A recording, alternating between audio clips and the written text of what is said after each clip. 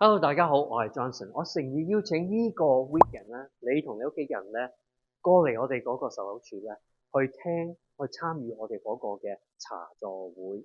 喺個茶座會咧，我哋會解答你好多有關房地產有關嘅問題，令到你同你屋企人咧可以同一時間商討同多了解而家咁複雜嘅房地產市道。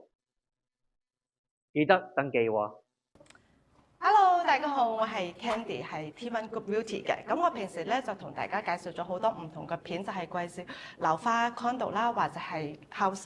咁咧，我哋今次錄呢條片咧，就同大家分享多少少資訊性嘅問題。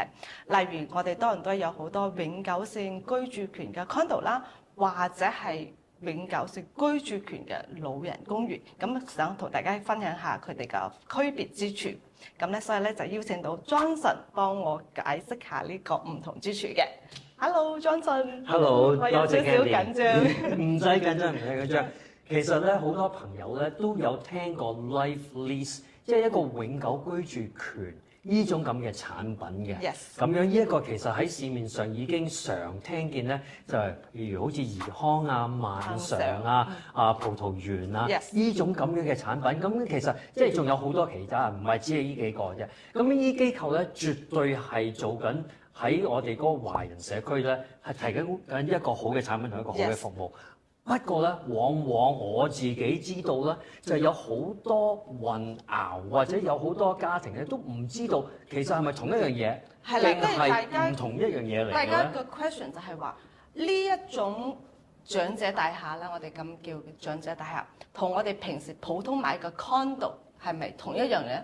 產權啊、業權啊、居住權啊咁樣樣。物業嚟講，成個興建咧，係類同差唔多嘅，OK， 都係有啲會係用 concrete 啊、鋼筋啊，然之後有停車場啊，然之後有會所設施啊，然之後有管理處啊、會所有啲咁嘅，即係所以喺表面上咧，同一個普通嘅 condo 咧係差唔多一樣嘅，係冇乜分別嘅。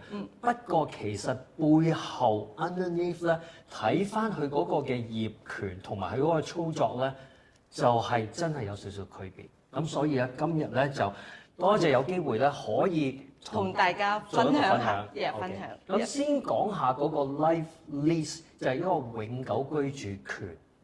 嗱，你留意到咧係講緊一個永久居住權，係一個權，係一個 possession， 你係可以享用嘅。意思都係話我有呢個權利去居住喺呢間屋度。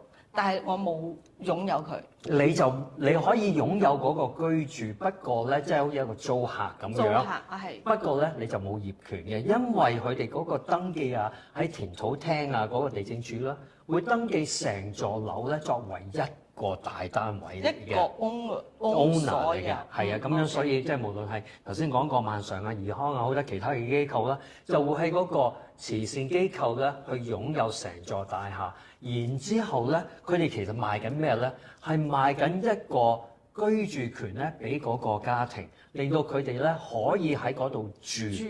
然之後住咁樣好多咧，都會講話係不少於50年啊，或者50年至到99年啊，咁樣如此類推，咁樣嘅 structure 多數都會係咁樣做法嘅。咁其實咁樣呢個又有咩分別咧？同一個 condo 係咩咧？我哋都要俾管理費啦。係啦，嗱，先講嗰個 legal 嗰個正式嗰個權利係咩？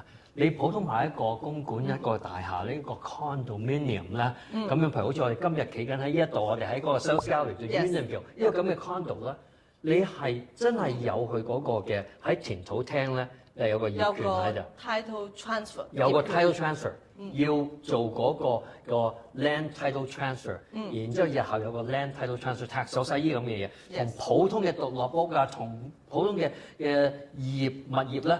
係一模一樣嘅。呢個就我哋買咗呢個物業，我係擁有咗呢個物業，我可以居住，可以出租。你可以居住，你可以出租，你可以轉售。各位朋友，多謝你收看我哋呢段片。希望我哋呢一段咧已經係解答咗你哋好多疑問。不過可能你哋有自己係好 specific 嘅問題咧，係仲未解答嘅。所以而家誠意邀請你哋 make sure 你登記，然之後訂座，攞咗你嘅位咧。然之後呢個 weekend 咧，我哋可以見面，然之後可以逐一逐二咧去解答你哋自己嗰啲嘅問題。我哋有成 team 嘅專業人士咧去幫助你解答嘅。到時見，拜拜。